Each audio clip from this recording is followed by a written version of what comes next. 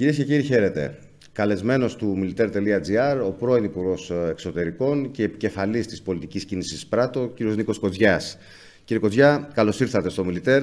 Να μην ξεχνάμε και το Πράτο, να το αναφέρουμε, την πολιτική σας κίνηση. Είναι μια πατριωτική αριστερή κίνηση. Το πατριωτική είμαστε αυτοί που τονίζουμε ότι η αριστερά πρέπει να είναι παντρεμένη με τον πατριωτισμό. Να καλημερίσω εσάς, τους θεατές μας, να ευχηθώ καλή Κυριακή και να έχουν καλό χρόνο. Να είστε καλά. Να ξεκινήσουμε με τη Συμφωνία Ιταλίας-Ελλάδος. Το πολιτικό μας σύστημα σε γενικές γραμμές την υποδέχτηκε θετικά, ας πούμε. Είσαστε η μόνη φωνή η οποία ασκεί μια κριτική και έχετε κάποια επιχειρήματα γι' αυτό. Τι δεν σας πάει καλά με αυτή τη συμφωνία? Καταρχάς είναι καλό να γίνονται συμφωνίες για την ΑΟΣ, δηλαδή να ξεκαθαρίσουμε. Επίσης εγώ δεν είμαι οπαδός του ότι μπορώ να τα πάρω όλα. Είμαι, όπως έχω αποδείξει όλες μου τις διαπραγματεύσεις, οπαδός των καλών συμβιβασμών. Αλλά είναι άλλο πράγμα καλός συμβιβασμός από τους αθρώους συμβιβασμό. Δηλαδή στον καλό συμβιβασμό παίρνεις και δίνεις. Παίρνεις και δίνεις. Δίνεις και παίρνεις. Αν μόνο δίνεις δεν είναι συμβιβασμός, είναι υποχώρηση.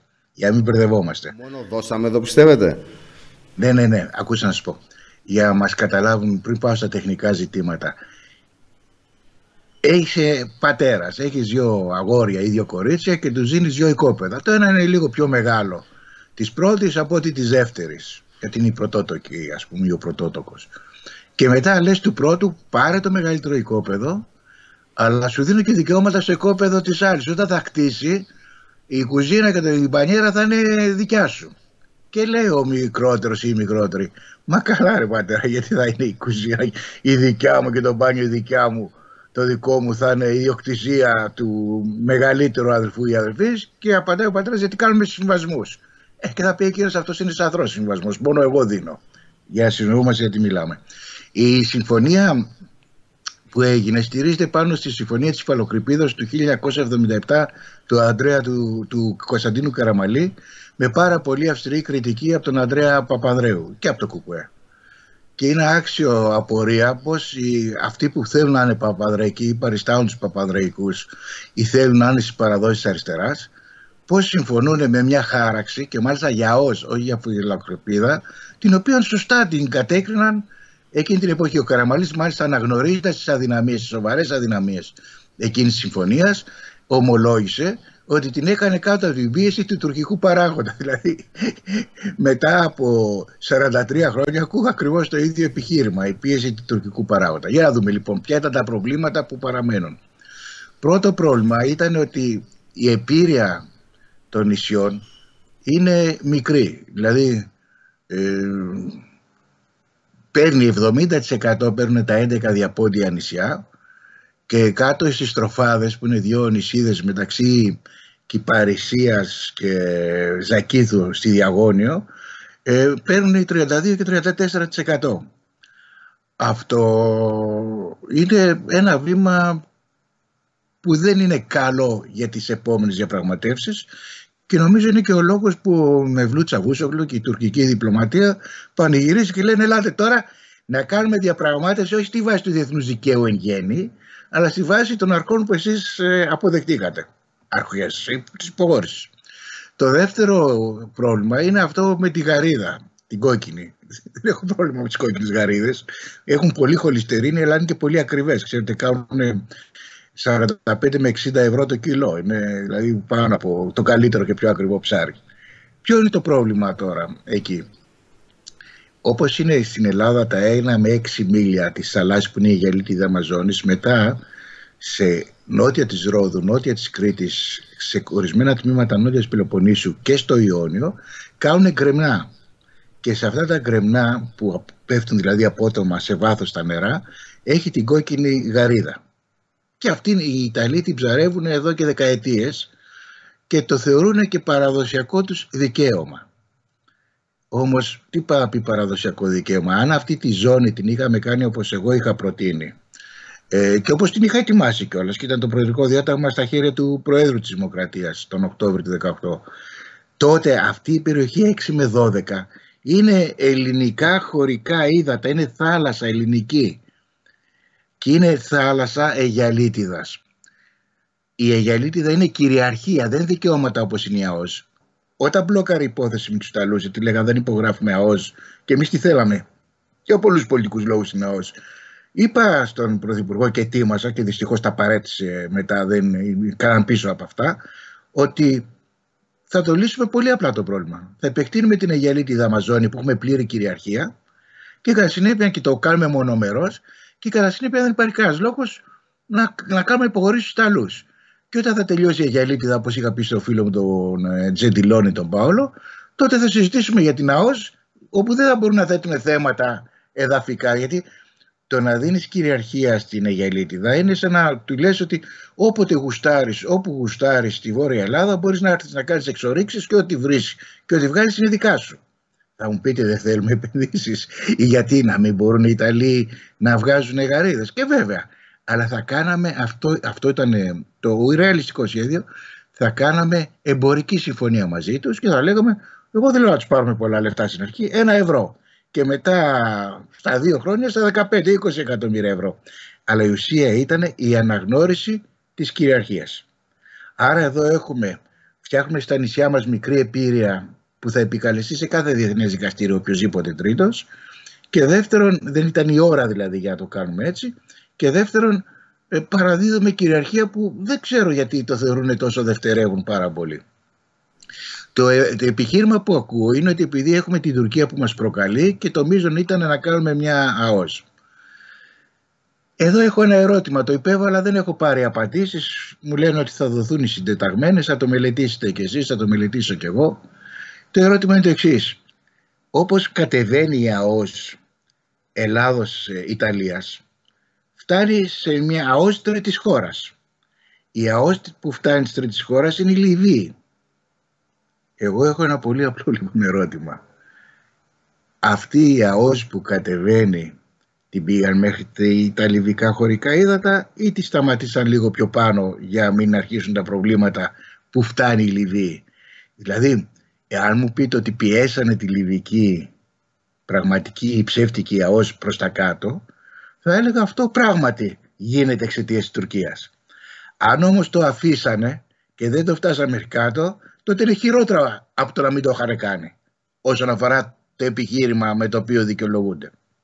Πρέπει να δείτε τις συντεταγμένες όμως για να ξεκαθαρίσουν. Όχι, να μας το πούνε. Μα να μας το πούνε, γιατί να το δω εγώ? Να μας το πούνε και μας δώσουν και τις συντεταγμένες να τους ελέγξουμε. Ναι, σωστά.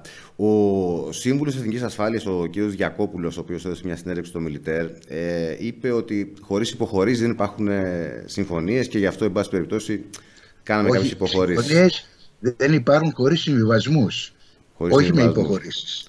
Νομίζω υποχωρήσεις είναι. Εγώ θέλω να καταλάβω εάν η Ιταλία έδωσε στα δικά της νησάκια και νησίδες σε κάποιο μικρότερη επίρρεια όπως κάναμε εμείς, και αν μας έδωσε κυρίαρχα δικαιώματα στις δικές της θάλασσες και Αιγιαλίτιδες όπως κάναμε εμείς, τότε θα έχουμε συμβιβασμό. Ή αν ανταλλάξαμε αυτές τις δυο υποθέσεις με κάτι άλλο. Αλλά επειδή δεν πήραμε τίποτα, δεν το ανταλλάξαμε, γι' αυτό δεν είναι συμβασμός, είναι το παράδειγμα που σας είπα. Πάρε, παιδί μου, το πρώτο οικόπεδο και στο δεύτερο τα χτίσει ο αδελφός σου, θα είναι η ιδιοκτησία σου τα μισά δωμάτια του σπιτιού του. Αυτό δεν είναι συμβασμός. Αυτό είναι η φαρπαγή, και αν το δεχτεί ο μικρός, επειδή είναι καλό παιδί, ας πούμε, επειδή σέβεται τους μεγάλους, τότε θα πούμε ότι είναι ενδοτικός, έκανε υποχώρηση, τι να κάνει το παιδί. Αλλά δεν ήμασταν και σε κατάσταση να υποχωρήσουμε, να ενδώσουμε απέναντι σε κάποια πίεση. Το κάναμε για κέρδος, δεν το κάναμε για να υποχωρήσουμε. Άρα λοιπόν εμείς το είχαμε έτοιμο αυτό, αλλά προκειμένου να το λύσουμε σωστά και να μην προκύπτουν τα προβλήματα που σας περιγράφω, έπρεπε να κάνουμε δύο πράγματα. Να κλείσουμε τους κόλπους, που είναι πλήρη κυριαρχία της χώρας, είναι σαν έδαφος, πάνω στους κόλπους, τη γραμμή δηλαδή που κάνει ο κόλπος που ενώνει, να στήσουμε τις Αιγιαλίτιδες 12 μίλια, δηλαδή η Αιγιαλίτιδα είναι μέχρι 12 μίλια, συν τα μίλια του κόλπου. Θα είχαμε λύσει την επίρρεια έτσι, θα είχαμε λύσει έτσι τη γαρίδα και να φροντίσαμε, αν δεν φροντίσανε, να φτάσει μέχρι κάτω η ΑΟΣ και να πιέζει τους Λίβιους και με τη δίθεν ΑΟΣ της. Αυτό θα είχε νόημα. Αλλιώς, εγώ έχω μια απορία, κύριε Πάρη. Είναι η εξής. Γιατί στην Ελλάδα συζητάμε μόνο για την ΑΟΣ και δεν συζητάμε για κλείσιμο κόλπων και για ελίτιδες ζώνες? Η απάντηση είναι γιατί η ΑΟΣ θέλει συμφωνία με τρίτους, ενώ το κλείσιμο των κόλπων και οι αλήτιδες ζώνες είναι πολιτική απόφαση της ίδιας της ελληνικής κυβέρνησης, άρα θέλει πολιτική θέληση. Είναι μονομερές μας δικαίωμα. Και δεν το κάνουν. Εμείς είχαμε ετοιμάσει τους χάρτες για το κλείσιμο όλων των κόλπων και βέβαια στο πρώτο προεδρικό διάταγμα θα ήταν για το Ιόνιο μέχρι και Κύθυρα και Αντικύθυρα. Κατά συνέπεια δεν μπορώ να καταλάβω. Και ξέρετε, αν είχαμε επεκτείνει την αιγελίτιδά μας, θα είχαμε λύσει το πρόβλημα με την Ιταλία, θα είχαμε λύσει το πρόβλημα της ΑΟΣ με την Αλβανία, γιατί το 96% της εκδικούμενης ΑΟΣ εμπίπτει στις αιγελίτιδες, και θα είχαμε λύσει και το πρόβλημα της νοτιοανατολικής Κρήτης, διότι η ΑΟΣ που έστησε η Τουρκία με τη Λιβύη έχει πέσει πάνω στη δικιά μας αιγελίτιδα ζώνη. Και το μεγάλο ερώτημα είναι το εξής. Γιατί αφού θέλουμε να αποτρέψουμε τα τουρκικά σχέδια, δεν επεκτείνουμε την αιγελίτιδα μας ζώνη, εκεί δεν λέω στο κέντρο του Αιγαίου αυτή τη στιγμή, λέω στην νοτιοανατολική Κρήτη, ώστε να κάνουμε ρήγμα, να μπούμε σφήνα και να τη σπάσουμε. Και τελειώσαμε. Εμείς θα κάνουμε νόμιμη ενέργεια και θα αποδεικνύεται η παρανομία τους. Δεν το θέλουν. Και δεν το εξηγούν και δημόσια. Δηλαδή όταν υποβάλλει κανείς ουσιαστικά επιστημονικά, πολιτικά ερωτήματα, ξέρετε ποια είναι η απάντηση? Ποια? Ότι κοιτάω στραβά, ότι είμαι περίεργος, ότι είμαι νάρκισσος, ότι είμαι εγωιστής. Δηλαδή επιθέσεις επιπροσωπικών χαρακτηριστικών. Και ξεπέφτει η πολιτική και είναι μερικοί ειδικευμένοι σε αυτό στο κοτσομπολιό. Εγώ δεν μπορώ να τους ακολουθήσω. Εγώ θέλω να κάνουμε σοβαρή πολιτική, να μελετάμε τα ζητήματα και να στηρίζεται και στις επιστημονικές απαραίτητες πια γνώσεις για πολιτική τη σήμερον ημέρα. Και επιτρέψτε μου να πω και κάτι που το λέω στους φίλους μου. Η Ιταλία στην Αδριατική δεν είναι η πρώτη συμφωνία που κάνει μαζί μας. Παραδείγματος χάρη το 1992 έκανε συμφωνία για τη Σασόνα με την Αλβανία. Η Σασόνα είναι μια νήσος απέναντι από την Αλβανία, όπως είναι το Καστελόριζο απέναντι στην Μικρά Ασία, και εδόθη από την Ελλάδα, ήταν στα Επτάνης άνοικε, εδόθη από την Ελλάδα του Βενιζέλου με ανταλλάγματα εδάφη σε άλλες περιοχές που σήμερα κατέχει η Ελλάδα στην Αλβανία. Αυτή η νήσος λοιπόν έγινε συμφωνία ως Ιταλίας-Αλβανίας και της επιδόθη επήρεια, δηλαδή τι ποσοστό ΑΟΣ δικαιούται, και πήρε 100%. Να σας θυμίσω τι είναι η Αλβανία το 1992, όπου έχει πέσει 1,5 χρόνο πλην ο Χότζα, έχουν ανοίξει αποθέσεις, οι αποθήκες λαιλατούν, αποθήκες από τρόφιμα μέχρι όπλα. Δημιουργείται η μεγάλη, τότε εκείνη την εποχή, καταπληκτικός λαός και τον αγαπάω η Αλβανία, έτσι για να μην παρεξηγηθώ, αλλά δημιουργείται η αλβανική μαφία, σαθρό κράτος διαλυμένο, και η Ιταλία του δίνει 100% ΑΟΣ και εμείς μπορούμε να πάρουμε πάνω από 32 τις τροπάδες που τις Πελοπόννησο. Δηλαδή να σοβαρευτούμε. Κύριε Υπουργέ, έχει διαμορφωθεί ένα κλίμα, το περιγράψατε κι εσείς σε αυτά που μας είπατε, ότι τι να κάνουμε, είμαστε τριμωγμένοι, πρέπει να κινηθούμε λίγο πιο γρήγορα. Μα μόνοι τους τριμώγουν. Ναι. Αφού να σας πω, όταν ο κύριος Μητσοτάκης βλέπει τον κύριο Ερντογκάν το Σεπτέμβρη που πέρασε στην Νέα Υόρκη και ο Ερντογκάν του λέει θα έρθω να κάνω εξερευνητικό πρόγραμμα κάτω από την Κρήτη και δεν του απαντάει, και το μήνυμα στον Ερντογκάν είναι μεταξύ συνένεσης και πολύ περισσότερο ότι αυτό το παιδί δεν πρόκειται να αντιδράσει γιατί δεν έχει τα κότσια, από εκεί γεννιέται το πρόγραμμα και το πρόβλημα. Το πρόγραμμα το τουρκικό, το πρόβλημα το ελληνικό. Πάντως γίνεται ήδη μια συζήτηση ότι αυτό το μοντέλο της συμφωνίας με την Ιταλία να το πάμε και στα δύσκολα θέματα στο Αιγαίο και για να μην κρυβόμαστε στο Καστελόριζο. Γίνεται, έχω ακούσει και δημόσιες δηλώσεις. Δικαιώματα για το φυσικό αέριο που είναι στην ελληνική ΑΟΣ, δηλαδή. Αυτό θέλω να πω. Πιστεύετε ότι αυτά τα αδύνατα σημεία που περιγράψατε της συμφωνίας θα τα βρούμε μπροστά μας στις επόμενες φάσεις? Νομίζω ότι η τουρκική διπλωματία θα μελετήσει καλά τις συντεταγμένες αυτής της συμφωνίας και θα ζητήσει την ίδια μέθοδο συντεταγμένων και για τα δικά της.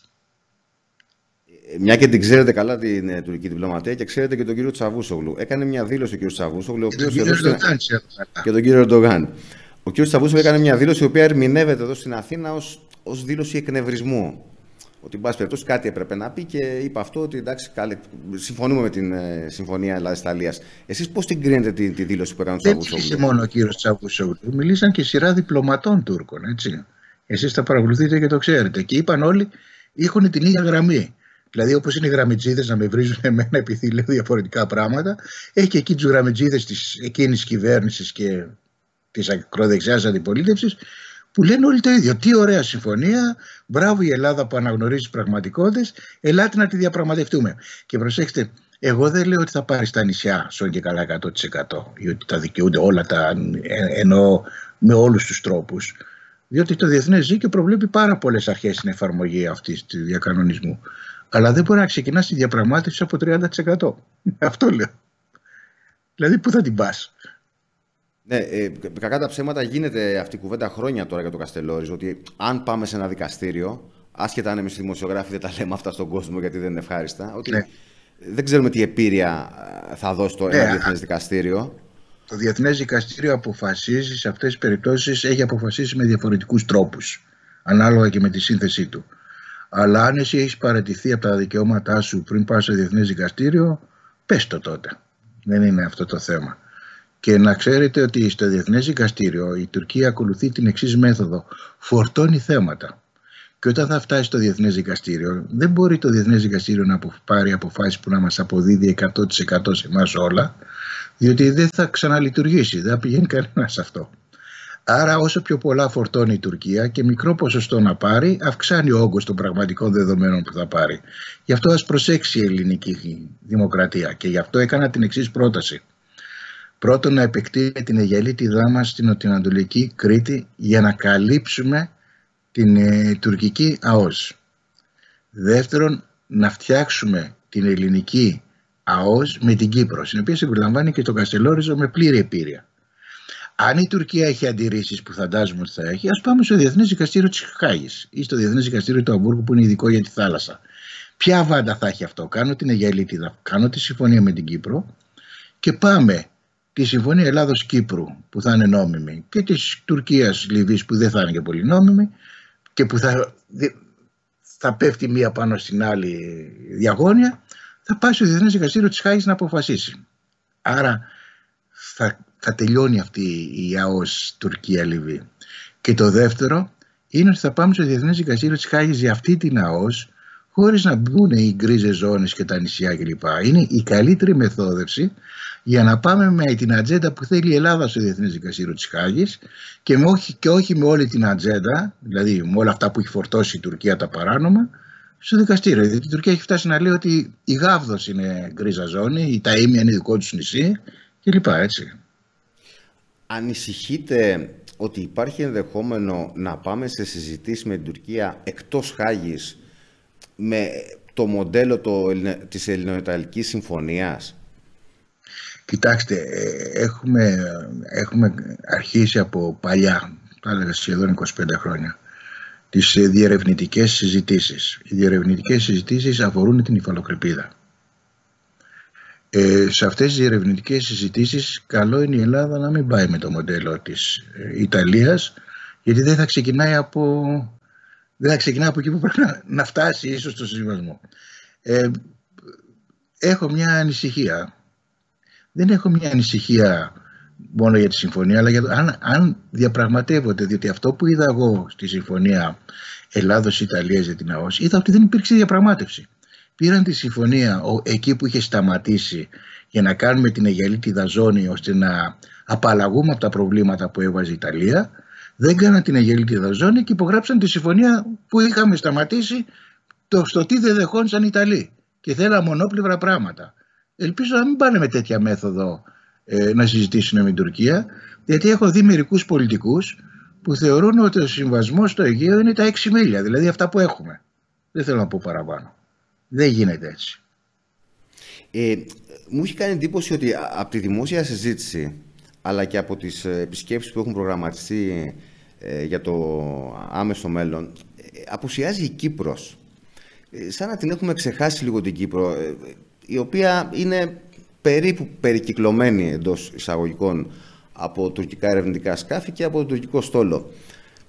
Έχετε κάποια ερμηνεία γι' αυτό? Και επίσης δεν θα πρέπει να γίνει κάποιο ταξίδι στην Κύπρο για να δούμε. Θα πάει ο κ. Δένδιας στις 18 του μήνα στην Αίγυπτο, αλλά δεν ακούω κάτι για την Κύπρο. Να σας πω καταρχάς, αν θέλετε να καταλάβετε πώς σκέφτεται η ελληνική δεξιά Νέα Δημοκρατία, παλιά ιερέα, για το Κυπριακό, συνιστώ σε όλους σας ένα βιβλίο που έχει βγει του Καστανιώτη. Διαβάζετε σαν μυθιστόρημα από τον Γιώργο Γεωργή, έναν εξαιρετικό Κύπριο ακαδημαϊκό, που λέει η ρήξη Σεφέρη Αβέροφ. Όπως ξέρετε, ο Σεφέρης ήταν ένας άνθρωπος που ήταν στενά δεμένος με τον Κωνσταντίνο Καραμαλή. Η γυναίκα του ήταν η αδερφή του Τσάτσου, του πρώτου τη τάξη υπουργού του Καραμαλή. Ήταν ένας άνθρωπος δεμένος πάρα πολύ με τον Αβέροφ και δεμένος πάρα πολύ με την Κύπρο. Ως διπλωμάτης ανακάλυψε κάποια στιγμή ο Σεφέρης, δυστυχώς το ανακάλυψε για εκείνον, για την Κύπρο, για μας όλους, ότι η δεξιά ήθελε να απαλλαγεί από την Κύπρο σαν πρόβλημα. Και έχουμε δύο χαρακτηριστικά που έτσι αυτή τη στιγμή θυμάμαι να σας πω. Το ένα είναι ότι τα στελέχη που κάνανε τη διαπραγμάτευση για την Κύπρο τότε επί Αβέροφ, όπως ήταν ο Δέλτα Φλάχος, γίνανε μετά γενικοί γραμματείς και πολιτικοί διευθυντές της Χούντας. Είναι αυτοί που παρέδωσαν την Κύπρο. Τους είχε πρώτους συνεργάτες του ο Αβέροφ. Και το δεύτερο είναι ότι ο Αβέροφ πήγε στους Βρετανούς και τους έκανε μια πρόταση διχοτόμησης της Κύπρου. Δεν ξέρω πόσοι από τους θεατές μας και από τους ανθρώπους που ασχολούνται με τα θέματα θυμούνται ότι οι ιερέοι του Κωνσταντίνου Καραμαλή και του Αβέροφ πρότειναν τη διχοτόμηση της Κύπρου στους Βρετανούς. Και συνοδευτικά σε αυτή τη διχοτόμηση ήταν η παράκληση οι Βρετανοί να το πάνε το σχέδιο στον ΟΗΕ ότι η Ελλάδα θα κάνει ότι διαμαρτύρεται αλλά θα συνενέσει στο τέλος. Από τότε τα σχέδια τα διχοτιμικά τα ξεκίνησε η Ελλάδα. Και σε σχέση με αυτό να θυμίσουμε και κάτι άλλο. Ξέρετε, υπάρχει μια συνθήκη των εγγυήσεων που επικαλείται η Τουρκία και έκανε κατοχή της Κύπρου. Έτσι, το ξέρετε αυτό. Ξέρετε ποιος πρότεινε τη συνθήκη των εγγυήσεων? Ούτε οι Τούρκοι ούτε οι Βρετανοί. Η Ελλάδα του κυρίου Αβέροφ. Αυτή είναι η αντίληψη της δεξιάς για το Κυπριακό. Όχι όλης δεξιάς. Υπάρχει και πατριωτική δεξιά και πολύ σοβαρή δεξιά. Σήμερα η δεξιά που μας κυβερνάει έχει μια αντίληψη ότι το Κυπριακό είναι βάρος. Ότι είναι ένα βάρος που την εμποδίζει να κάνει συμφωνίες και να προχωρήσει και γι' αυτό δεν θέλει να κάνει και αυτό το σχέδιο που σας λέω Ελλάδα-Κύπρου που θα μας οδηγήσει στο Διεθνές Δικαστήριο, αλλά με τον τρόπο που εμείς θέλουμε. Και επειδή τη θεωρεί βάρος και επικίνδυνη για το πολιτικό τους μέλλον, δεν θέλουν να φορτωθούν πάνω τους τίποτα. Αλλά όταν η Ελλάδα αποποιείται και των ιστορικών της ευθυνών, γιατί το Κυπριακό το ξεκίνησε και η Τουρκία, αλλά το ξεκίνησε η ελληνική Χούντα, έτσι με το πραξικό που μας αμψώ. Όταν η Ελλάδα εγκαταλείπει την Κύπρο και δεν διασφαλίζει την άμυνά της, τότε πραγματικά έχουμε μεγάλο πρόβλημα στο Κυπριακό και με την Κύπρο. Θα σας θυμίσω το εξής. Υπάρχει ένας επαγγελματίας, καλός επαγγελματίας, έχει η Ελλάδα καλούς επαγγελματίες, στρατιωτικός, ο ναύαρχος κ. Αποστολάκης, ο Αγγέλης Αποστολάκης, ο οποίος όταν πρόκυψαν προβλήματα η Τουρκία να διαταράζει την Κυπριακή ΑΟΣ και να προκαλεί στο Καστελόριζο, έστειλε ελληνική φρεγάτα που παρεμπόδισε όλες αυτές τις εξερευνήσεις και ανοησίες των Τούρκων. Η νυν κυβέρνηση δεν έστειλε τίποτα, ένυψε τα σχήρας της. Και μάλιστα ο μεν κύριος Υπουργός Άμυνας είπε ότι είναι αμφίσιμη η ιδιοκτησία του οικοπαίδου 7 και εγώ του διαμήνυσα τότε και είπα και δημόσια. Το οικόπεδο 7 είναι κάτω από την Κύπρο. Δεν είναι αριστερά-δεξιά, είναι φάτσα κάτω από την Κύπρο. Ότι παιδάκι μου να προσέχετε τι λέτε, διότι δεν μιλάτε μόνο στο εσωτερικό ακροατήριο, μιλάτε στο διεθνή παράγοντα και θα χρησιμοποιηθούν αυτά.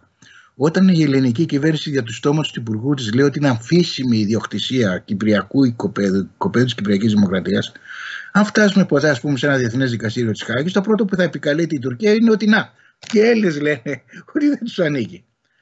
Είπε το τρομερό, γελώντας, ο κύριος Δένδιας, ότι λέει, οι Τούρκοι πήγανε, λέει, στο οικόπεδο 7, εκεί που έχει τις λάσπες, όχι εκεί που έχει αέριο. Και γέλαγε. Και είναι ακριβώς το ίδιο πρόβλημα που έχουν και με τις γαρίδες. Είδε, όπως βλέπουν γαρίδες στο Ιόνιο, είδε εκεί αέριο. Δεν είδε το πρόβλημα της κυριαρχίας. Και του απάντησα τότε, μα κύριε Υπουργέ, αν έρθουν οι Τούρκοι και καταλάβουν την Κάριστο, ας πούμε, στην Εύβοια, που δεν θα τους αφήσουμε, αλλά λέμε κάνουμε την υπόθεση. Εσείς θα χασκογελάτε γιατί δεν καταλάβαν τα μεταλλεία του Σκαλιστήρη που είναι στο βορρά. Δεν αντιλαμβάνεστε ότι δεν πρόκειται για εμπορικά προβλήματα, αλλά για προβλήματα κυριαρχίας, το ύψιστο πατριωτικό πρόβλημα που έχουμε. Έχουν λοιπόν αυτή την τάση της αποσύνδεσης από την Κύπρο και δυστυχώς, τι να σας πω, κύριε Υπουργέ, δεν την αγαπάνε. Έχουμε το γνωστό θέμα της τουρκικής επιθετικότητας. Ο κύριος Γιακόπουλος, ο Σύμβουλος Εθνικής Ασφάλειας, είπε κάτι το οποίο προσωπικά μου προκαλεί έτσι και εντύπωση και ανησυχία. Παραδέχθηκε ο κύριος Γιακόπουλος ότι οι διάβλοι επικοινωνίας με την Τουρκία έχουν σιωπήσει, επί δεν υπάρχουν, και μάλιστα όχι με δική μας ευθύνη, αλλά είναι μια επιλογή της Τουρκίας. Αυτό δείχνει κάτι, δείχνει μήπως ότι ο Ερντογάν έχει πάρει τις αποφάσεις του, θεωρεί ότι η συγκυρία τον εξυπηρετεί πάρα πολύ για να βάλει όλα τα θέματα στο τραπέζι και να πάρει ό,τι περισσότερο μπορεί? Κοιτάξτε, η διπλωματία πρέπει να είναι διπλωματία. Εγώ και σε στιγμές που κάποιες άλλες πλευρές, είτε στα Βαλκάνια, είτε η Τουρκία, είτε διεθνώς, δεν μιλάγανε, έκανα κρούσεις και επέμενα. Και είχαμε εξαιρετική επικοινωνία και με τον κύριο Τσαβούσογλου, και όταν χρειαζόταν με τον κύριο Ερντογκάν, για να τσακωθούμε. Όχι για να συμφωνήσουμε. Αλλά αν δεν τσακωθείς διπλωματικά, κινδυνεύεις να τσακωθείς με διαφορετικό τρόπο. Ας θυμίσουμε όμως τι έλεγε η κυβέρνηση, γιατί ξέρετε δεν είναι μονάζιγα δικά τους, και στην Ελλάδα δυστυχώς η δημοσιογραφία δεν τους θυμίζει τίποτα. Το Σεπτέμβριο, όταν είχαν αναλάβει πια 2 μήνες τη διακυβέρνηση του τόπου, από το πρωί μέχρι το βράδυ το γραφείο του κ. Πρωθυπουργού και ο ίδιος Υπουργός Εξωτερικών μας λέγανε ότι επανακινούν τις σχέσεις τους. Επανακινήσαν σχέσεις με την Τουρκία, δηλαδή ότι δεν υπήρχαν πριν σχέσεις, δεν υπήρχαν πριν επαφές, εκείνοι δεν είχαν. Και ότι τώρα η Ελλάδα για πρώτη φορά μπαίνει σε μια τρομερή διπλωματία, ανοίγει συζητήσεις, κάνει, δείχνει. Αυτά που σας είπε ο Σύμβουλος Εθνικής Ασφαλείας είναι η ομολογία ότι ήταν ψεύτες. Ότι η Ελλάδα είχε τις επαφές και αυτοί δεν μπορέσαν να τις αναπτύξουν.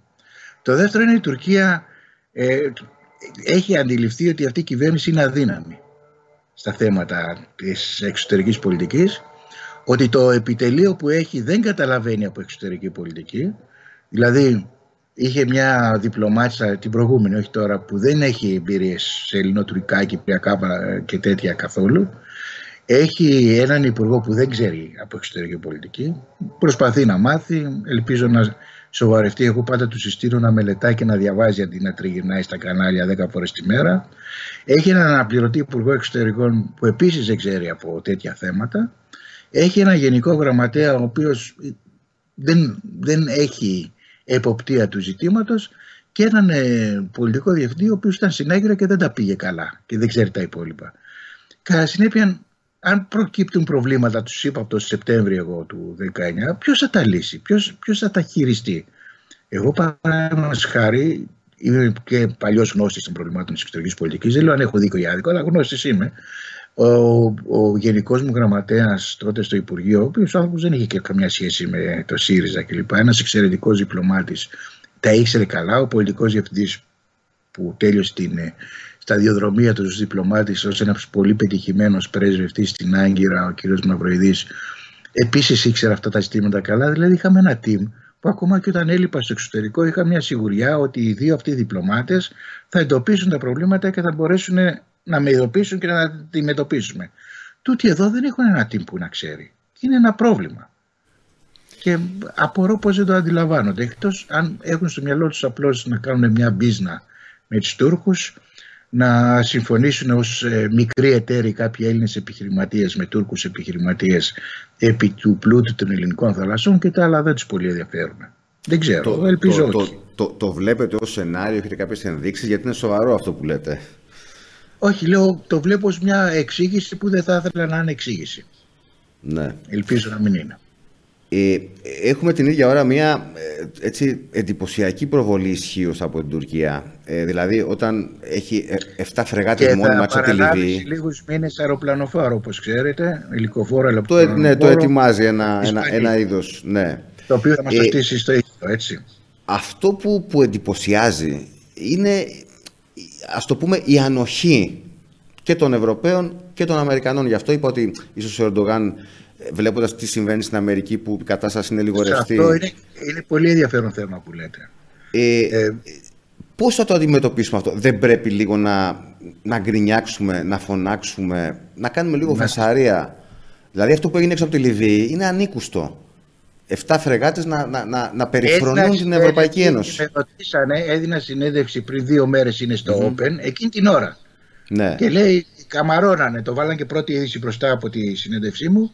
Οι δημοσιογράφοι, δηλαδή καμάρωναν αυτοί που τους ενημερώνανε, όχι οι δημοσιογράφοι, είναι σοβαροί άνθρωποι στην εκπομπή που ήμουνα, ο κύριος Σπύρος και ο Γιώργος, ότι τους εμποδίζουν τα ευρωπαϊκά πλοία. Και εγώ απάντησα, δεν υπήρχαν ευρωπαϊκά πλοία, δεν υπήρχαν, μόνο η δική μας φρεγάτα υπήρχε.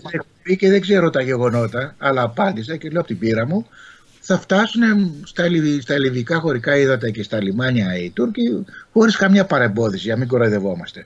Και είπα μάλιστα ότι ενώ θα ήταν καλά αν αυτή η συμφωνία για τη Λιβύη, η συμφωνία ειρήνης, πραγματικά εφαρμοζόταν, έχω μια ανησυχία ότι δεν θα εφαρμοστεί σε αυτό το σκέλος της, που είναι το καλό, αλλά φοβάμαι να μην εφαρμοστεί το κακό της σκέλος που συμφώνησε λανθασμένα η Ελλάδα. Εγώ είχα βγάλει 2 φορές βέτο για να μην γίνει αυτό. Λανθασμένα η Ελλάδα να μεταφέρονται οι πρόσφυγες από την Αφρική στην Κρήτη. Και για να είμαστε σαφείς, ξέρετε τι σημαίνει πρόσφυγες που περνάνε από τη Λιβύη? Εκατομμύρια.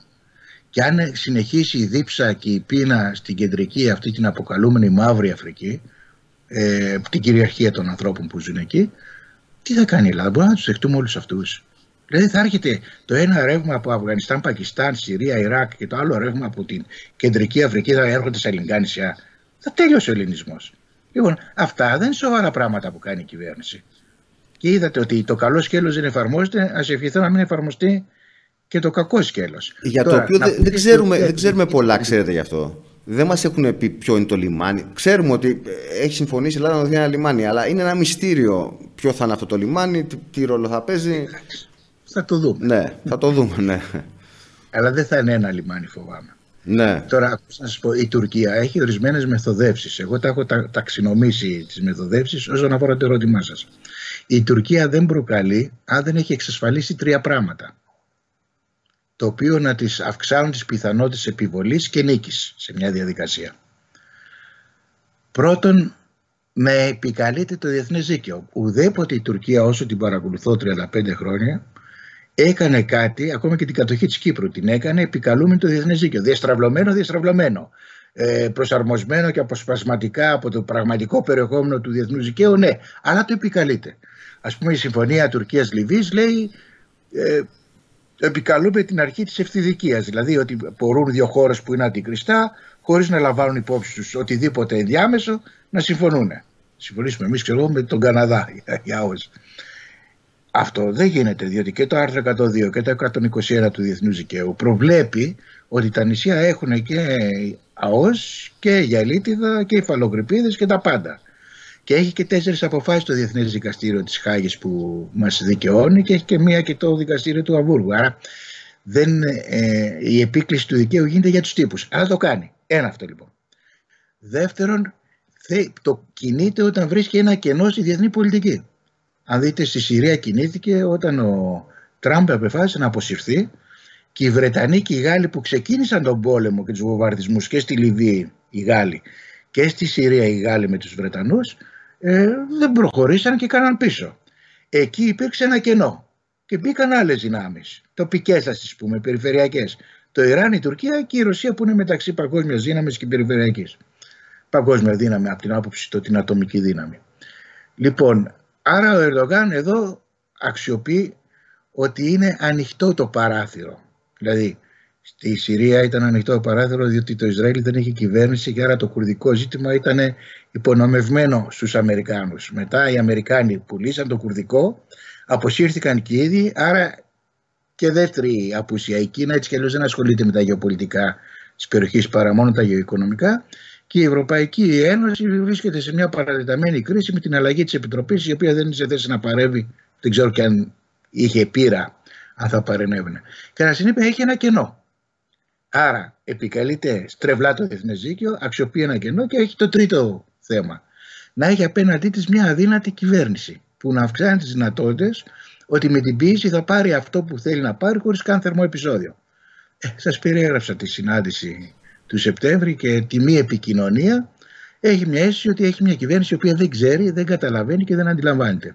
Και μάλιστα ονόμασα την κυβέρνηση με αφορμή και το επεισόδιο στο Εύρο ως τρουδοκάμιλο. Δηλαδή έχει βάλει το κεφάλι της μέσα στην άμμο, δεν βλέπει ότι η Τουρκία κάνει πράγματα και η μόνιμη υποδόση, ιδιαίτερα του κύριου Δένδια, το οποίο είναι ανεύθυνο κατά τη γνώμη μου. Ο άνθρωπος είναι πολύ ενδιαφέρον, λέω ότι για την πράξη, εγώ δεν χαρακτηρίζω όπως ξέρετε ποτέ άνθρωπος, αλλά τις πράξεις. Αυτή η ιστορία δεν έχει ευθύνη, διότι συνεχώς λέει και τι έγινε και δεν είναι τετελεσμένα αυτά που κάνει η Τουρκία, αλλά οικοδομεί το ένα πάνω στο άλλο και το κυριότερο που κάνει είναι ότι εφαρμόζει τη δεύτερη τακτική της. Μπορώ να σας την εξηγήσω? Ναι, βεβαίως. Λοιπόν, η τακτική της Τουρκίας είναι βρίσκει ένα ζήτημα, παραδείγματος χάρη ήμια. Αρχίζει και αμφισβητεί. Λέει, αυτό δεν είναι ελληνική νησιά. Αφού αμφισβητήσει, αρχίζει και παίρνει μέτρα που να μας εμποδίζουν να εφαρμόσουμε τα δικαιώματά μας. Μόλις αρχίζει και μας στριμώχνει να μην εφαρμόσουμε τα δικαιώματά μας, να μην ανεβαίνουμε στα έμια, να μην κάνουμε, να μην δείχνουμε, το βαπτίζει γκρίζα ζώνη. Κατόπιν στο όνομα ότι είναι γκρίζα ζώνη, αμφισβητεί εντελώς ότι έχουμε οποιοδήποτε δικαίωμα εκεί. Και όταν τελειώσει η διαδικασία αυτής της αμφισβήτησης, εμφανίζεται και λέει τα ίμια είναι τουρκικό νησί. Έχει δηλαδή τέσσερις φάσεις.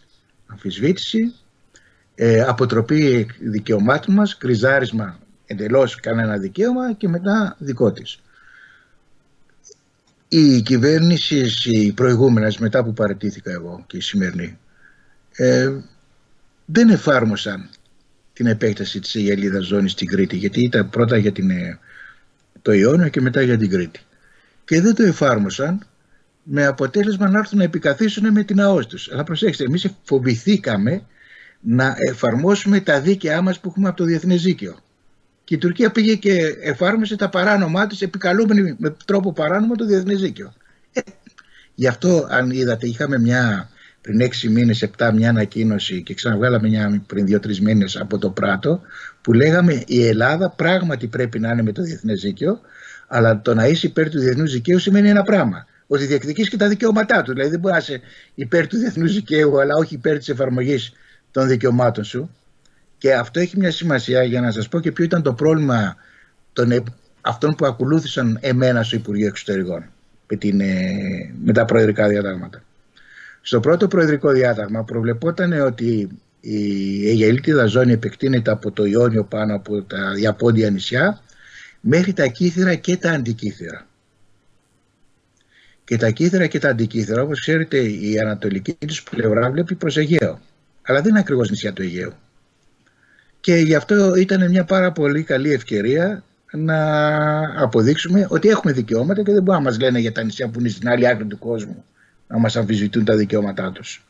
Και επειδή είμαστε έξυπνοι άνθρωποι και σοβαροί σαν Έλληνες, αποφασίσαμε στο προεδρικό διάταγμα στις συντεταγμένες προβλεπόντουσαν 2 διεθνείς διάδρομοι για τη διεθνή ναυσιπλοεία, ώστε να μην προκαλέσουμε ούτε τις ισχυρές δυνάμεις που περνάνε μέσα από το Αιγαίο, και η Ρωσία περνάει για να κατέβει στη Μεσόγειο και οι Αμερικάνοι για να ανέβουν στα βόρεια, και για να μην μας λέει η Τουρκία ότι θέλουμε με τις Αιγαιλίτιδες να φτιάξουμε κλειστή θάλασσα, και μάλιστα αντί για ένα διεθνή διάδρομο δίναμε 2. Αλλά φαίνεται ότι οι επόμενοι από μένα φοβηθήκανε, γιατί εντάξει, αφού άρχισαν να θέλουν να κουβεντιάζουμε δημόσια πράγματα που δεν έπρεπε, δεν προκάλεσα εγώ, με προκαλέσανε, κάνανε συσκέψεις με αντικείμενο ένα και μοναδικό. Πώς να κάνουμε την Αιγαιλίτιδα χωρίς να έχει τα νησιά αυτά μέσα. Η οποία ήταν όλη η ουσία τους όσον αφορά το γενικό μας στρατήγημα. Και επικαλέστηκαν ότι έπρεπε να γίνει νόμος, να πάει στη Βουλή, να συζητήσει η Βουλή, γιατί είναι πάρα πολύ σοβαρό ζήτημα. Αυτό δεν είναι αλήθεια. Κοιτάξτε, όταν έχω ένα νόμο και τον έχω ψηφίσει, μετά έχω τα εφορμιστικά διατάγματα που βγαίνουν με προεδρικά διατάγματα. Το δίκαιο της θαλάσσης του 1982, στο οποίο στηρίζεται το κλείσιμο των κόλπων, οι Αιγαιλίτιδες και η ΑΟΣ, έχει επικυρωθεί ως νόμος από την Ελληνική Βουλή. Η επέκτασή μας σε Αιγαιλίτιδες ζώνες και σε κλειστούς κόλπους που το προβλέπει ο διεθνής νόμος ότι είναι μονομερείς ενέργειες, ως νόμος υπάρχουν. Αυτό που δεν υπάρχει είναι τα εφαρμοστικά διατάγματα, δηλαδή τα προεδρικά διατάγματα που περικλείουν προβλέψεις εφαρμογής. Ουδέποτε, θα σας πω μόνο μια περίπτωση, αν σας ενδιαφέρει μετά, ουδέποτε δεν εφαρμόζεται ένας νόμος με άλλο νόμο. Δεν στέκεται και νομικά. Τώρα, οι κύριοι που θέλουν να μου κάνουν κριτική, επικρίνονται, λέει, θέλαμε νόμο. Μα πού υπάρχει ο νόμος? Έχει εγκριθεί από την Ελληνική Βουλή. Τα εφαρμοστικά είναι το ζητούμενο. Πότε ο νόμος πρόκειται ως εφαρμογή? Μόνο στην εποχή του Μεταξά. Ο Μεταξάς έβγαζε βασιλικό διάταγμα, το οποίο είχε την ισχύ νόμου, και το εφαρμοστέο του βασιλικού διατάγματος ήταν νόμος. Δεν έχουμε τέτοιο καθεστώς σήμερα, και μάλιστα, επειδή θα ενδιαφέρει τους θεατές μας, με αυτόν τον τρόπο μεθοδεύτηκε η κήρυξη πολέμου με την Αλβανία. Βασιλικό διάταγμα και μετά εφαρμοστέοι νόμοι, και που, όπως ξέρετε, εξακολουθούμε και σήμερα. Άλλη ανοησία αυτή, και που εγώ πήγα σε συμφωνία πακέτο, αλλά δεν το ήθελε κανείς από ό,τι φαίνεται να το λύσει, ούτε από εκεί ούτε πολύ εδώ. Είμαστε σε πόλεμη κατάσταση, μια εντελώς γελοιότητα. Δηλαδή διαπραγματεύονται να μπουν στην Ευρωπαϊκή Ένωση, είναι κράτος μέλος του ΝΑΤΟ, έχουμε το 1995 κάνει σύμφωνο φιλίας, υπάρχει μια απόφαση άρσης από Υπουργικό Συμβούλιο το 1986 επί Παπανδρέου και Παπούλια, και εμείς ακόμα δεν έχουμε κάνει άρση με πράξη νομικά κατοχυρωμένη του εμπόλεμου. Εντάξει, αλλά η ελληνική δημοκρατία δεν είναι αυτή η γελιότητα της εποχής δεκαετίας 30 που υπήρχε τότε. Η ελληνική δημοκρατία έχει το διεθνή νόμο του δικαίου της θαλάσσης, το έχει ενσωματώσει στην νομοθεσία της και πρέπει να προβλέψει τους τρόπους εφαρμογής, όχι καινούριους νόμους. Πάντως, επειδή μιλήσατε για κάποιους που σας ασκούν κριτική, δημιουργήθηκε αυτό το θέμα με τις δηλώσεις του κυρίου Τσίπρα, ο οποίος είπε ότι ήμασταν έτοιμοι να προχωρήσουμε στη συμφωνία με την Ιταλία, αλλά ο κύριος Κοντζιάς μου είπε ότι θα έχουμε αντιδράσεις και έχει δημιουργηθεί ένα ολόκληρο κλίμα σύγκρουσης. Η αλήθεια είναι ότι είστε απέναντι και στα δύο μεγάλα κόμματα, ιδιαίτερα κριτικός στις τελευταίες μέρες. Με παρακολουθούσατε ως υπουργό.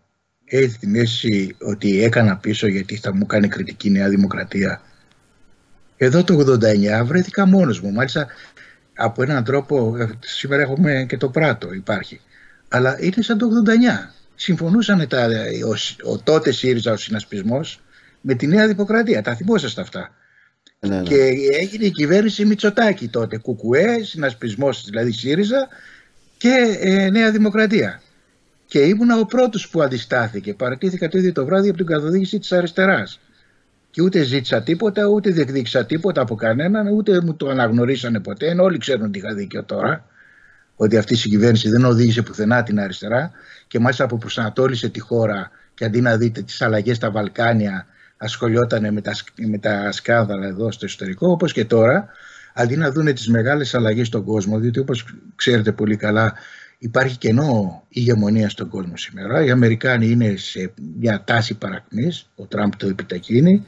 Οι Κινέζοι δεν διεκδικούν ακόμα να παίξουν παγκοσμίως αυτό το ρόλο, παρά μόνο στην Νοτιοανατολική Ασία λίγο. Δεν είναι και ο τύπος της παράδοσης τους ο ίδιος. Και υπάρχουν κενά, που σημαίνει στα κενά ότι αυξάνει η αναρχία του συστήματος και αυξάνει και οι διαθέσεις περιφερειακών μεσαίων δυνάμεων να πάρουν την περιοχή κάτω από την εποπτεία τους. Και γι' αυτό η επιθετικότητα της Τουρκίας δεν έχει σχέση με το εσωτερικό της. Η επιθετικότητα της Τουρκίας έχει σχέση με τη διεθνή κατάσταση, το κενό που δημιουργείται και τη δυνατότητα να φάει. Περί αυτού πρόκειται. Λοιπόν, δεν το αντιλαμβάνεται η κυβέρνηση, ούτε ο ΣΥΡΙΖΑ. Ο ΣΥΡΙΖΑ έχει επιστρέψει στην εποχή όχι του Παπανδρέα του Παπανδρέου, στην εποχή του Σιμίτη. Δηλαδή στην εποχή ότι εδώ έχουμε μια Τουρκία που θέλει να μπει στην Ευρωπαϊκή Ένωση για να τους ελέγξουμε μέσω της Ευρωπαϊκής Ένωσης. Δεν είναι αυτό πια. Λέτε ότι ο ΣΥΡΙΖΑ πηγαίνει προς το μοντέλο Σιμίτη, δηλαδή ο ΣΥΡΙΖΑ. Στην εξωτερική πολιτική αυτή τη στιγμή θα έλεγα ότι πιο πολύ υποστηρίζει αυτό. Και μάλιστα μερικοί μου φίλοι πειρακτικά μου λένε: ρε Νίκο, αν υπερασπιζόταν ο ΣΥΡΙΖΑ τις πρέσπεις με την ίδια μανία που υπερασπίζεται τη συμφωνία της Νέας Δημοκρατίας, δεν θα είχαμε πρόβλημα. Δηλαδή, αν απαντούσε. με τέτοια μανία όπως μου απαντάνε εμένα. Εντάξει, το ότι δεν κάνετε πίσω φάνηκε και στη συμφωνία των Πρεσπών, όπου υπήρχε μια τεράστια αντίδραση. Έρεσε, τροκαέμα μου στέλνανε, εκβιασμούς, απειλές. Και μάλιστα γι' αυτό είπα εγώ στην επίμαχη συνέντευξη, απάντηση στην πιο επίμαχη του κ. Τσίπρα, ότι ρε παιδιά, τι μου λέτε ότι εμείς δεν χρησιμοποιούμε τη μέθοδο της κριτικής της συμφωνίας των Πρεσπών στην κυβέρνηση? Όχι, θέλουν να κάνουν πια αντιπολίτευση, είναι δικαίωμά τους. Αλλά οι πρέσπες δεν ήταν αντιπολίτευση ήπια ή λίγο πιο θυμωμένη. Οι πρέσπες ήταν πολεμικοί, ήταν απειλές, ήταν εκβιασμοί, ήταν αίματα, ήταν σφαίρες, ήταν κάψιμο σπιτιών των βουλευτών. Θυμόσαστε τι γινόταν στη Βόρεια Ελλάδα? Η αριστερά ποτέ δεν θα μπορούσε να συμπεριφερθεί με αυτόν τον τρόπο, όπως συμπεριφέρθηκε η ακροδεξιά και τμήματα της δεξιάς. Κάνει μεγάλο λάθος η ηγεσία του ΣΥΡΙΖΑ όταν λέει εμείς δεν θα σας κάνουμε κριτική όπως οι πρέσπες. Όχι γιατί τους λέω ότι πρέπει να κάνουν βαριά κριτική, αλλά γιατί οι πρέσπες δεν ήταν κριτικοί. Ήταν πολεμικοί, ακραία, με απειλές και εκβιασμούς. Κύριε Υπουργέ, για να δούμε τι μπορούμε να κάνουμε από εδώ και πέρα. Όλοι έχουμε στρέψει το ενδιαφέρον μας, ανακαλύψαμε την Αίγυπτο, με την οποία είχατε κάνει πολλές συζητήσεις, είχατε προχωρήσει. Εξακολουθώ να έχω μια πολύ καλή και σταθερή φιλία με τον κύριο Σούκρη, τον Υπουργό Εξωτερικών της Αιγύπτου, ο οποίος είναι διπλωμάτης καριέρας, για να συνοηθούμε, δεν είναι στρατιωτικός. Από την εικόνα που έχετε με τις συζητήσεις που είχατε κάνει τα χρόνια που ήσασταν υπουργός, πόσο εύκολο βλέπετε ότι μπορούμε να πάμε σε μια συμφωνία που θα μας λύσει πάρα πολλά θέματα? Η συμφωνία αυτή μπορεί να μας λύσει πάρα πολλά θέματα, όπως και η συμφωνία με την Κύπρο. Για την οποία δεν συζητάμε. Γιατί δεν τη συζητάμε. Ναι. Η οποία η Κύπρος είναι έτοιμη να την κάνει. Προσέξτε, πάλι δεν συζητάμε αυτό που είναι έτοιμο, αλλά συζητάμε το άλλο. Νομίζω ότι η Αίγυπτος έχουμε ορισμένες διαφορές που θα λυθούν. Αφορά πρώτα απ' όλα τις βραχονησίδες που υπάρχουν κάτω από την Ιερά Πέτρα, αν έχουν αιγαλίτιδα ζώνη για όσοι όχι. Θα δούμε τι θα κάνει η κυβέρνηση. Αυτές οι δύο νησίδες έχουν οικονομική ζωή, όπως προβλέπει το Διεθνές Δίκαιο της Θαλάσσης, για να έχουν δικαιώματα. 6 με 7 μήνες το χρόνο έχουν μάλιστα πλάζ μεγάλη με μπαράκια, με σεζλόγκ, ξαπλώστρες κλπ, ομπρέλες και ούτω καθεξής. Και αυτό είναι το μικρό πρόβλημα. Το δεύτερο πρόβλημα είναι πώς και με ποιο τρόπο θα εφαρμοστούν οι αρχές του διεθνούς δικαίου, διότι εμείς κατά κανόνα θέλουμε τη μέση γραμμή, που είναι σωστό, και ο κύριος Μανιάτης κάπως έτσι ιδεατά σκεφτόταν ότι χαράσεται στην Κρήτη υπόθεση.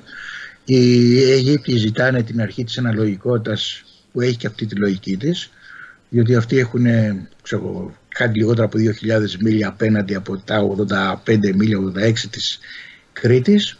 Άρα πρέπει να γίνει ένας συνδυασμός αρχών.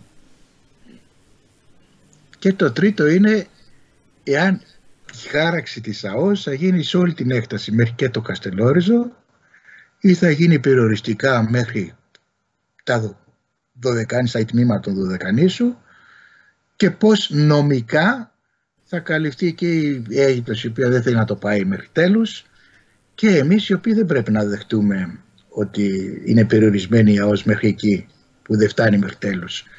Υπάρχουν νομικές διατυπώσεις κλπ. Φαντάζομαι η κυβέρνηση τις έχει βρει στα συρτάρια του Υπουργείου και θα τα χειριστεί καλά. Εγώ ελπίζω και εύχομαι να γίνει αυτή η ΑΟΣ, πιθανόν να έχει προχωρήσει, δεν το ξέρω, μακάρι. Η Αίγυπτη, η πολιτική της βούληση υπήρχε. Είχαμε συμφωνήσει και πάνω σε χάρτες και με τον Σίση, όχι μόνο με τον Σούκρη. Πήγαινα συχνά στην Αίγυπτο για πάρα πολλές συζητήσεις, σε ταξίδια που δεν ανακοινώνησαν, γιατί δεν έχει κανένα νόημα να ειδοποιώ την Άγκυρα κάθε φορά που πηγαίνω. Και υπήρχε η θέληση και η βούληση, υπήρχαν αντιρρήσεις στην διοικητική τους δομή, που η διοικητική τους δομή έχει πολιτική επιρροή και από άλλους χώρους, οι οποίοι συνδέονται περισσότερο με την Τουρκία. Εκεί η Τουρκία έχει παρέμβαση, έχει διείσδυση, γιατί το ακούμε αυτό, ότι υπάρχει ένα κομμάτι της διοίκησης. Η Τουρκία έχει, κοιτάξτε να σας πω, η Τουρκία έχει πολύ ισχυρές σχέσεις με τους αδελφούς μουσουλμάνους. Και οι αδελφοί μουσουλμάνοι εξακολουθούν να έχουν επιρροή, δεν ξέρω οργανωτική αλλά ιδεολογική, σε τμήμα της Αιγυπτιακής κοινωνίας. Εξάλλου κυβερνήσαν για ένα μικρό διάστημα και έκαναν και τις επιλογές τους τότε. Αναδείξαν και κόσμο. Μάλλον αυτό είναι και το πιο σημαντικό εμπόδιο που πρέπει να ξεπεράσουμε, νομίζω, σε ό,τι έχει να κάνει με την Αίγυπτο. Ναι, δεν είναι δικό μας θέμα. Είναι εσωτερικό δικό τους. Τους ισχυρίζονται. Μια φορά η Αιγύπτη και η Αίγυπτος είναι φίλοι της Ελλάδας. Είμαστε φίλοι χιλιετηρίδες. Είμαστε δύο λαοί με μεγάλη ιστορία, με μεγάλη κληρονομιά, που αγαπάμε και σεβόμαστε τον πολιτισμό ένας του άλλου. Έχουμε αυτή την καταπληκτική πόλη, την Αλεξάνδρεια, η οποία είναι η κληρονομιά μεγάλη της κοινής μας αγάπης. Και πάντα έλεγα ότι σε αντίθεση με τους Βορειομακεδόνες, δεν λένε ότι επειδή έχουν την Αλεξάνδρεια, έχουν και την Αλεξανδρούπολη, η οποία εξάλλου έχει θρησκευτική προέλευση το όνομά της στη δεύτερη και όχι ιστορική από το Μεγαλέξανδρο. Και είναι καλοί μας φίλοι. Απλώς δεν έχουμε αξιοποιήσει επαρκώς την καλή μας φιλία στις οικονομικές μας σχέσεις, στην ανάπτυξή τους. Κύριε Υπουργέ, για να κλείσουμε, επειδή περιγράψατε πριν ένα κενό εξουσίας που διαμορφώνεται στον κόσμο, με μια Αμερική που όντως είναι σε μια πορεία παρακμής, μια Ρωσία που παίζει το δικό της ρόλο, το ρόλο της Κίνας τον περιγράψατε. Η Ρωσία θέλει να ξεκόψει την Τουρκία από τη Δύση, λογικό δεν είναι? Εγώ δεν καταλαβαίνω γιατί το να το λέω θεωρείται εχθρικό. Ο Λένιν το έλεγε και δημόσια με τον Κεμάλ. Είναι κάτι τρομερό. Έχω την αίσθηση ότι η Τουρκία βλέπει όλη αυτή την αναταραχή ως ευκαιρία, ενώ εμείς έχουμε μείνει λίγο πίσω στη λογική της διπλωματίας μας. Μήπως πρέπει να γίνουμε δηλαδή λίγο πιο ενεργητικοί και να ψάξουμε να βρούμε τις ευκαιρίες? Γι' αυτό σας λέω ότι έχουμε γερίσει στην δεκαετία του 90, ενώ ο κόσμος έχει αλλάξει. Και ο ρόλος της Ευρωπαϊκής Ένωσης έχει αλλάξει. Και χωρίς τους Βρετανούς τα ζητήματα άμυνας έχει σχετικά μειωθεί. Και οι προσανατολισμοί της Τουρκίας είναι μεν ακόμα προς την Ευρωπαϊκή Ένωση, αλλά ισχυρότερο στο να παίξει ρόλο περιφερειακής δύναμης και να κάνει συμμαχίες και εκτός της Δύσης, όπως έχει κάνει με Ιράν και Ρωσία. Και η Ρωσία έχει επανακάμψει και θέλει να σπάσει κάπως, και καλά κάνει, τις δεσμούς κάποιων κρατών με τη Δύση. Εγώ το θεωρώ πάρα πολύ φυσιολογικό στην παγκόσμια σκακέρα. Και η Κίνα δεν έχει ακόμα λύσει τα γεωπολιτικά της, γιατί ενδιαφέρεται για την περιοχή και για τα γεωοικονομικά. Η Τουρκία νομίζω ότι διαβάζει καλύτερα αυτή τη στιγμή τις αλλαγές στον κόσμο, ή και αν δεν τις διαβάζει τις αισθάνεται και προσπαθεί να τις αξιοποιήσει και εκμεταλλευτεί. Η δικιά μου ανησυχία είναι ότι οι ελληνικές δυνάμεις, οι πολιτικές, δεν έχουν επάρκεια σκέψης και αναστοχασμού πάνω σε αυτά τα θέματα. Ίσως και να είναι και ο λόγος που δεν με καταλαβαίνουν μερικοί. Είναι θέμα ίσως και αντίληψης του τι γίνεται στον κόσμο, διαφορετικής. Έχουν μείνει πίσω και δεν αντιλαμβάνονται ότι αυτός ο κόσμος, αν δεν τον αξιοποιήσεις, εξού και κάναμε και τις συμμαχίες μας τριμερείς και τετραμερείς κλπ. Και λύσαμε και το πρόβλημα με τη Βόρεια Μακεδονία και ήθελα να λύσω τα προβλήματα με την Αλβανία. Θα βρεθείς προ εκπλήξεων και καταστάσεων που δεν τις έχεις αξιολογήσει σωστά. Σας θυμίζω το εξής. Έγραψα μάλλον το τέλειωσα και διορθώνω τώρα με τις παρατηρήσεις συναδέλφων μου που έχουν την καλοσύνη να μου δώσουν, ότι η Τουρκία καταλαβαίνει ότι υπάρχει ένα παράθυρο. Εμείς το 1989-92 που άλλαξε ο κόσμος δεν το καταλάβαμε, όπως δεν το καταλαβαίνουμε και τώρα. Δηλαδή το 89-92, γι' αυτό σας είπα μου θυμίζει το 89 αυτή η εποχή, σκεφτόντουσαν ας πούμε την Φυρομία, τη Φύρο τότε, ως να ήταν ακόμα κομμάτι της Ιουγκοσλαβίας. Ξέρετε, η ελληνική η άρχουσα τάξη είχε την οτροπία, γι' αυτό σας λέω για το βιβλίο μου, εκεί τα αναλύω νομίζω με λεπτομέρεια, ότι δεν βαριέσαι που λέγονται Μακεδόνες και μακεδονικό αυτό το κομμάτι δημοκρατία της Μακεδονίας, της Ιουγκοσλαβίας. Είναι εσωτερικός πρόβλημα και το είχαν αποθήσει το πρόβλημα από μέσα τους και το θεωρούσαν εσωτερικό. Και μετά θεωρούσαν τον εαυτό μας που πράγματι ήμασταν μέλη της Ευρωπαϊκής Ένωσης και τι έγινε.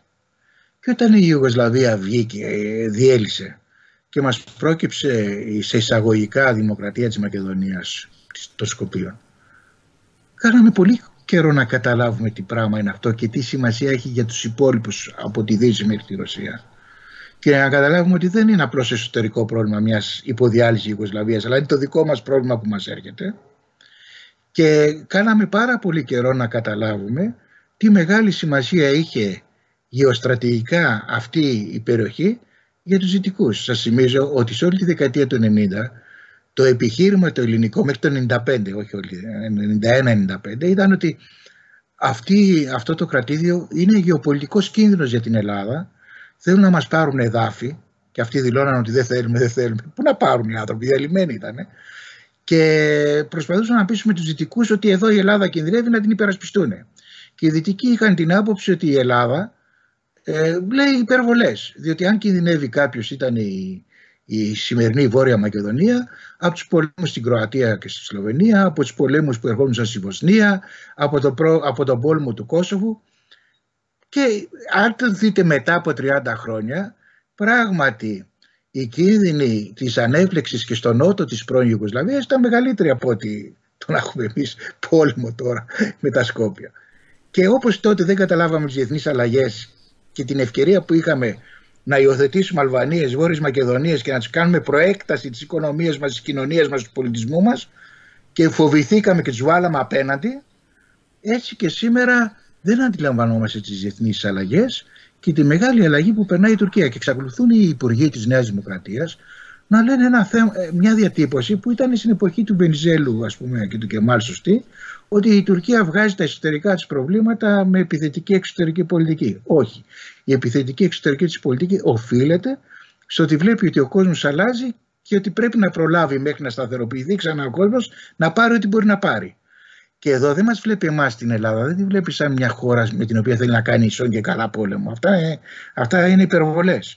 Την Ελλάδα όμως βλέπει σαν μια χώρα την οποία ο σχετισμός ισχύως έχει αλλάξει υπέρ της και μπορεί να την κάνει ως έναν μικρό εταίρο, ο οποίος θα κινείται σε περιοχές και με τον τρόπο που εκείνη η Τουρκία επιθυμεί. Αυτό θέλει να μας κάνει.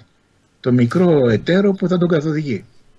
Η άποψη που εκφράστηκε από τον Πρωθυπουργό, η οποία λέει ότι αν η Τουρκία κλιμακώσει, αν περάσει αυτό που λέμε κόκκινη γραμμή, θα υπάρξει ευρωτουρκική σύγκρουση, ότι θα υπάρξει ευρωπαϊκή αντίδραση, σας βρίσκει σύμφωνο? Δεν νομίζω ότι η Ευρώπη διαθέτει κοινή άμυνα σήμερα για να το δούμε αυτό. Φοβάμαι μήπως... και τη θέληση να αντιδράσει της Τουρκίας. Πάρη μου, ξέρετε τι φοβάμαι? Μήπως η Τουρκία παραβιάσει τις κόκκινες γραμμές, αλλά η στρουθοκαμιλίζουσα Νέα Δημοκρατία δεν το δει. Και πει δεν έγινε και τίποτα, δεν συνέβη. Διότι, προσέξτε, πάμε ας πούμε στον Εύρο παραδείγματος χάρη. Το πρόβλημα δεν είναι ότι οι Τούρκοι φαντάροι μπήκαν σε μια νησίδα που εξήλθαν τα 16 από τα 30 στρέμματα που διαθέτει.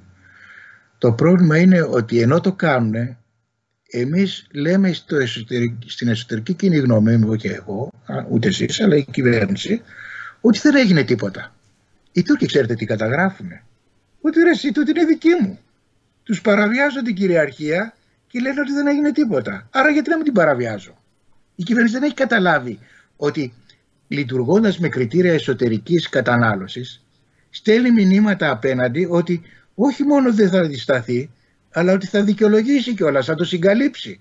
Δηλαδή παραβιάζει η Τουρκία το διεθνές δίκαιο και το συγκαλύπτουμε εμείς. Αυτό δεν έχει ξαναγίνει. Μάλιστα. Κύριε Υπουργέ, σας ευχαριστώ πάρα πολύ για αυτή τη συζήτηση. Θα μπορούσαμε να συζητάμε αρκετή ώρα ακόμα, αλλά νομίζω ότι θα μας δοθούν πολλές ευκαιρίες στο μέλλον να τα ξαναπούμε.